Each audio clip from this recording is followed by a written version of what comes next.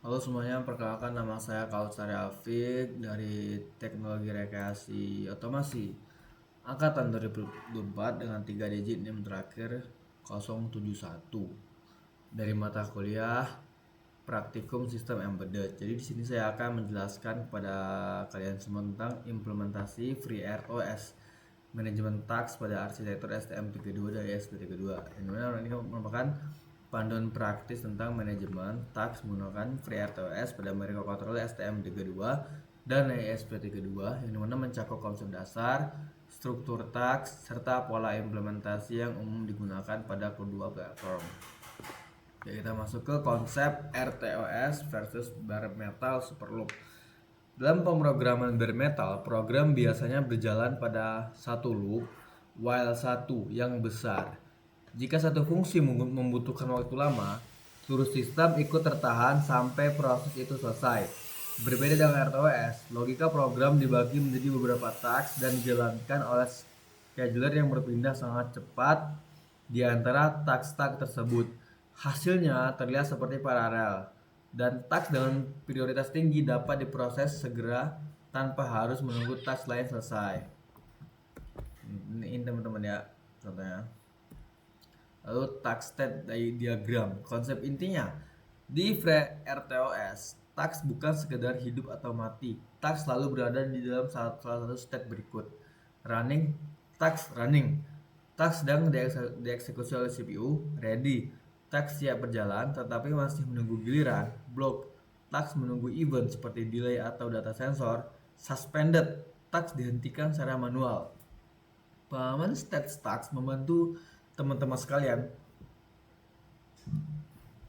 merancang sistem yang lebih responsif dan mudah dikendalikan. Lalu ada synchronization, primitives, mutex, semaphore, dan QA. Dalam FreeRTOS, mekanisme sinkronisasi sangat penting untuk mengelola interaksi antara task secara aman dan mencegah kondisi balapan atau race condition atau deadlock. Mari kita bahas 3 primitif utama yang sering digunakan. Yang pertama mutex, mutual exclusion, digunakan untuk melindungi shared resource, misalnya variabel global, peripheral, I/O, dari akses bersamaan oleh banyak task.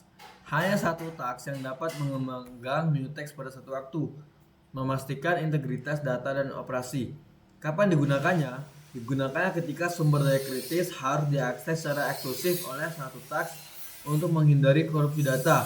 Lalu yang kedua ada binary semaphore, berfungsi sebagai mekanisme signaling antara task atau dari interrupt service rutin ke task. Ini memberitahu task bahwa suatu peristiwa telah terjadi atau sumber daya telah tersedia, mirip seperti bendera. Kapan digunakannya? Digunakannya untuk sinkronisasi peristiwa. Misal saat ISR selesai membaca data sensor dan perlu memicu task pemrosesan data. QA memungkinkan transfer data yang aman dan asinkron antara task atau antara ISR dan task. Data disalin ke antrean dan diambil oleh task penerima, menyediakan buffer untuk komunikasi. Kapan digunakannya? Digunakannya untuk mengirimkan pesan atau data yang bervariasi ukurannya antara task, memastikan komunikasi yang non-blocked dan aman. Ada konfigurasi RTOS, FreeRTOS config.h. File FreeRTOS config.h adalah jantung konfigurasi FreeRTOS Anda. Ini mendefinisikan parameter kunci yang memengaruhi kinerja, penggunaan memori, dan fungsionalitas RTOS. Penyesuaian yang tepat sangat penting untuk efisiensi aplikasi. Yang pertama, config tick rate HZ, menentukan frekuensi tick closure VRTOS, jumlah tick per detik. Nilai yang lebih tinggi meningkatkan responsivitas tetapi juga konsumsi CPU. Sesuaikan berdasarkan kebutuhan presisi waktu aplikasi Anda. Config Max Priorities, mendefinisikan jumlah level prioritas tersedia untuk task atau sesuai jumlah prioritas yang Anda butuhkan. Nilai yang lebih rendah menghemat RAM dan flash. Config minimal itu untuk ukuran stack minimum yang dialokasikan untuk task idle dan task baru jika tidak ditentukan secara eksplisit. Pastikan cukup besar untuk task terkecil. Hindari stack overflow yang bisa menyebabkan crash system. Config total ukuran heap memori dinamis yang akan digunakan FreeRTOS untuk alokasi task, QA, semaphore, dan lain-lain. Sesuaikan untuk menghindari kehabisan memori atau pemborosan sumber daya. Pengaturan penting lainnya, aktifkan atau nonaktifkan fitur seperti config use preemption, config use mutex, dan config use recursive mutex sesuai kebutuhan aplikasi untuk menghemat sumber daya. Optimasi performa dan power management. Optimalisasi FreeRTOS adalah kunci untuk efisiensi dan penghematan daya. Ini melibatkan penyesuaian prioritas task agar tugas-tugas kritis responsif serta meminimalkan konteks switch yang tidak perlu. Untuk aplikasi daya rendah, mode idle tickless sangat efektif, terutama pada ESP32. Selain itu, optimasi memori dan profiling merupakan praktik esensial untuk mencapai kinerja stabil dan efisien pada arsitektur STM32 dan ESP32. Referensi dan sumber daya lanjutan. Untuk mendalami FreeRTOS, jelajahi sumber daya yang ada. Merupakan yang pertama itu dokumentasi resmi FreeRTOS, dokumentasi STM32, buku dan kursus online, dokumentasi ESP, forum komunitas dan GitHub, dan tetap perbarui itu ikuti blog resmi FreeRTOS, bulletin, dan saluran media sosial untuk mendapatkan informasi terbaru tentang rilis baru, pembaruan, serta praktik terbaik dalam pengembangan RTOS. Lalu scheduler, mekanisme kerja preemptif. Task dengan prioritas lebih tinggi dapat menginterupsi task dengan priority lebih rendah secara paksa agar CPU segera dipakai untuk pekerjaan yang lebih penting, kooperatif. Task harus secara sukarela mengembalikan waktu CPU ke scheduler sehingga perpindahan task terjadi ketika task itu sendiri memberi kesempatan. Time slicing. Jika dua task memiliki prioritas yang sama, scheduler membagi waktu CPU secara adil. Misalnya, bergantian 1 ms untuk masing-masing task. Lalu ada stack and heap management. Kenapa manajemen memori ini penting? Dalam sistem embedded, pengelolaan memori sangat krusial karena sumber daya terbatas dan harus stabil. Stack adalah memori milik tiap task untuk variabel lokal dan return address. Jika ukurannya terlalu kecil, bisa terjadi stack overflow. Heap adalah area memori yang dipakai FreeRTOS untuk alokasi dinamis. Misalnya saat membuat task atau QA menggunakan PV per malloc. Untuk tips, sesuaikan ukuran stack setiap task dan pantau penggunaan heap agar sistem tetap andal. Implementasi ESP32 versus STM32. Pertama, untuk STM32 itu fleksibel dan cocok untuk kontrol yang deterministik. FreeRTOS umumnya perlu dipasang dan dikonfigurasi secara manual melalui CubeMX atau integrasi proyek sehingga cocok untuk desain yang sangat terkontrol dan hemat daya aplikasi single core. ESP32 FreeRTOS sudah terintegrasi langsung di ESP-IDF sehingga lebih cepat digunakan untuk pengembangan arsitektur multi-core dan dukungan Wi-Fi, membuatnya unggul untuk aplikasi IoT dan workload yang banyak berkomunikasi dengan jaringan. Kesamaan dari keduanya ini adalah keduanya sama-sama memakai konsep intri FreeRTOS seperti task, QA, semafor, dan mutex sehingga logika aplikasi relatif mudah dipindahkan antar platform. Untuk tipsnya, menggunakanlah STM32 saat prioritas utama adalah kontrol data yang presisi, efisiensi daya, dan arsitektur sistem yang sangat spesifik. Gunakan ESP32 saat Anda menggunakan konektivitas, multitasking yang lebih praktis, dan pengembangan IoT yang lebih cepat. Lalu pertama, project percobaan pertama ESP32 dan ESP32 dengan LED task 1 dan sensor task 2. Menguji pembagian tugas pada dua microcontroller. Task pertama berfokus pada kontrol LED. Task kedua berfokus pada pembacaan dan respons sensor. Tujuannya melihat sinkronisasi, respons sistem, dan stabilitas task. Percobaan kedua, proyek integrasi lebih kompleks yang menggabungkan beberapa komponen dan alur kerja dalam satu sistem, menangani komunikasi antara task yang lebih beragam, menguji koordinasi, prioritas, dan pengelolaan sumber daya. Tujuannya mensimulasikan implementasi proyek yang lebih mendekati kondisi nyata. Nih teman-teman ya, ini untuk best practice tips implementasinya. Nah, studi kasus teman-teman ya, node sensor IoT. Sensor task prioritas tinggi dapat dipin jika butuh sampling yang lebih presisi, membaca suhu dan kelembapan lalu mengirim hasilnya melalui QA.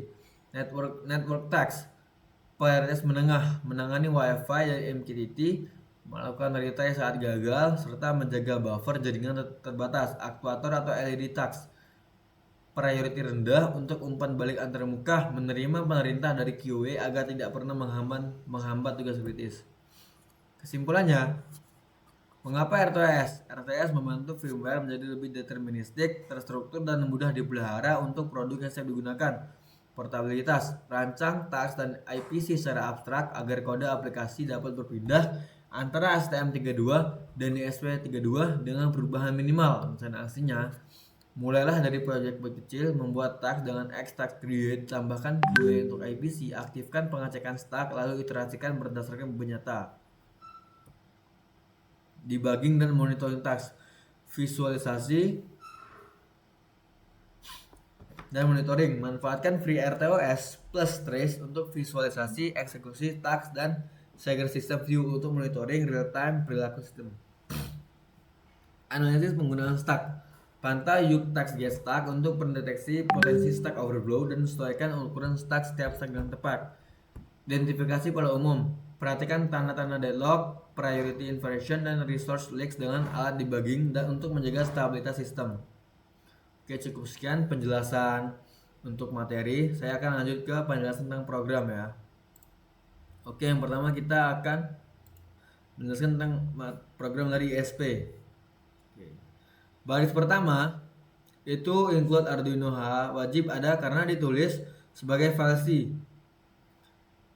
biasa bukan Aino. Baris 3 sampai 5. 3 sampai 5 itu definisi pin, trigger sensor di 5, echo di 18.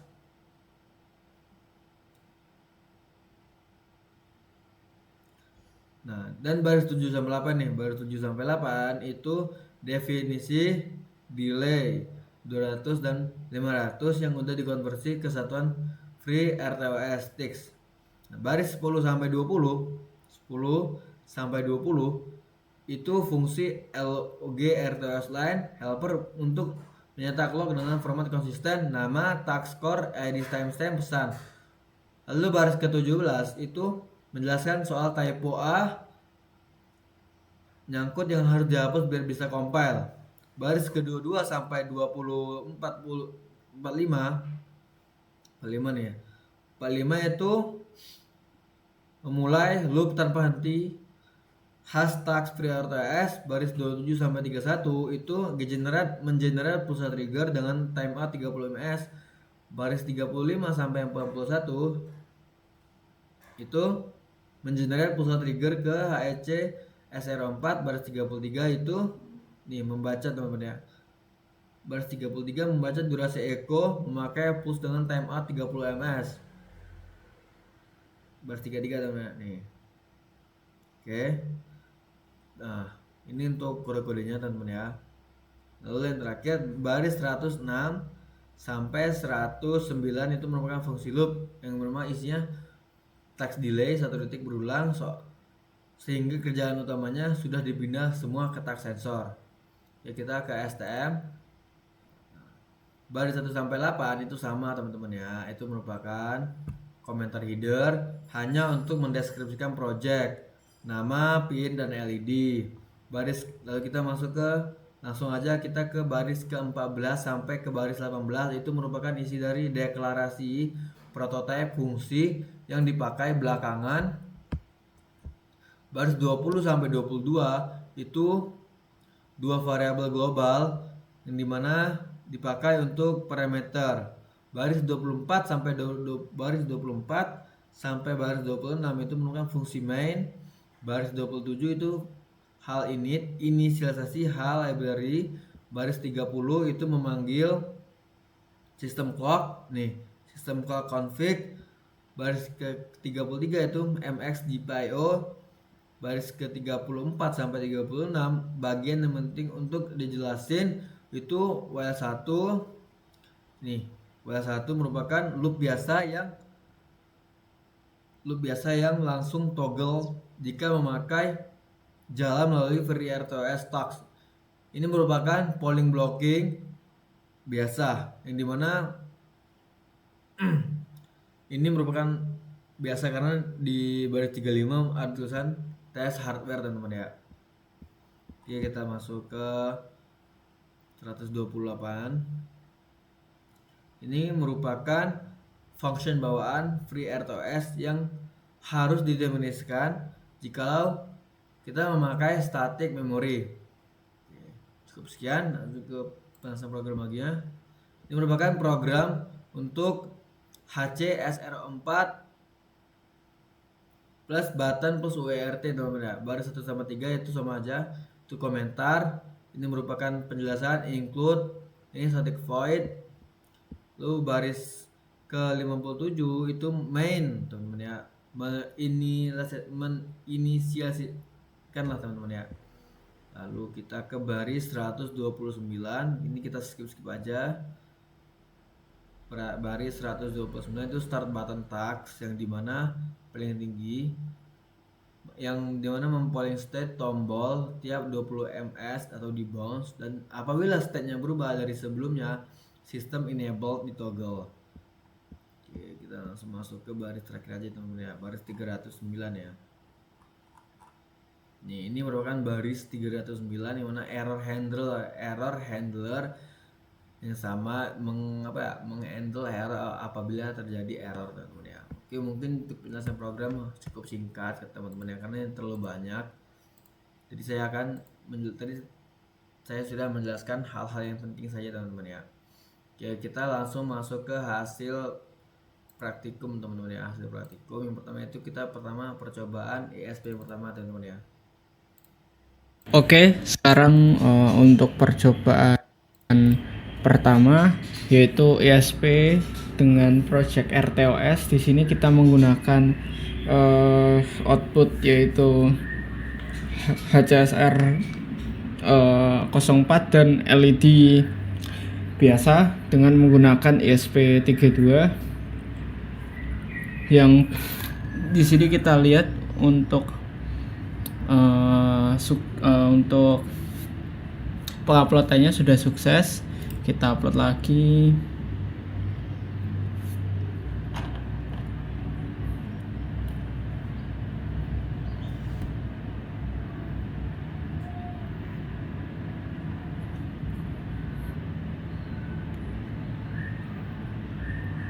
Ya, kita bisa lihat untuk penguploadannya sudah sukses. LED dan HCSR-nya sudah menyala juga. Lalu kita akan cek pada bagian outputnya untuk RTOS-nya. Kurang lebih seperti ini teman-teman untuk outputnya, yaitu cara kerjanya ini bergantian. Jadi kita akan review sebentar. Jadi pada bagian LED pin 2 ini itu akan on, lalu beberapa millisecond kemudian, yaitu 200 millisecond, dia akan berpindah ke sensor, dan sensor kita memberi yaitu 500 millisecond. Jadi untuk project kali ini RTOS ini task satunya yaitu LED pin, lalu kemudian sensor HCSR. Jadi untuk RTOS ini itu supaya tingkat akurasi sensornya lebih tinggi ya, karena output bekerja secara bergantian. Ya, kurang lebih seperti itu. Jadi ini LED untuk task 1. Oke, kita masuk ke percobaan STM yang pertama. Oke, kali ini kita ke percobaan 1 dengan menggunakan STM32 dengan project FreeRTOS. Di sini teman-teman bisa kita lihat untuk penguploadannya sudah selesai. Di sini terlihat sukses untuk project STM32.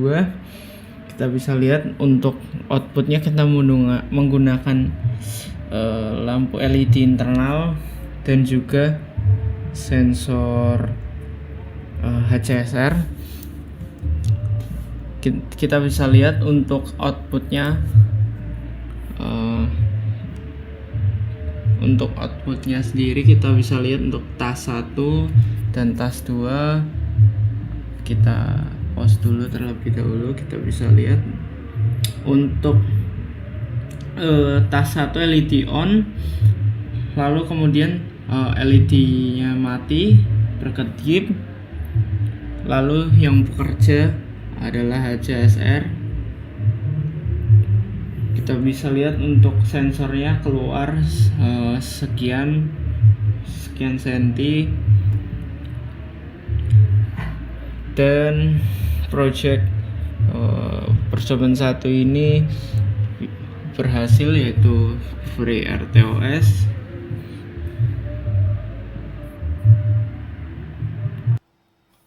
Oke, kita terakhir ke percobaan kedua STM teman-teman. Oke, sekarang percobaan kedua yaitu project bebas. Kita bisa kombinasikan project FreeRTOS ini dengan komponen modul-modul lain. Seperti yang kita lihat di sini, kita akan kombinasikan dengan push button, yaitu untuk interrupt. Di sini bisa kita lihat untuk programnya sudah sukses terupload. Langsung saja kita ke terminalnya, dan juga untuk hardware-nya sudah berjalan. Kita langsung ke terminalnya, kurang lebih seperti ini teman-teman. Untuk terminalnya kita bisa lihat tas 1 LED on, tas 2 HCSR on, lalu kembali lagi ke tas 1. Jadi cara kerjanya secara bergantian agar memori yang dipakai lebih sedikit dan akurasi sensornya lebih akurat. Oke, untuk tombolnya, karena kita menggunakan tombol untuk interrupt, kita akan hold pada tombol, dan apa yang terjadi kita akan lihat. Untuk tombolnya kita hold dan sistem disable. Kita hold, kita masih posisi hold, LED mati dan juga sensor mati, seperti itu. Lalu kita akan lepas,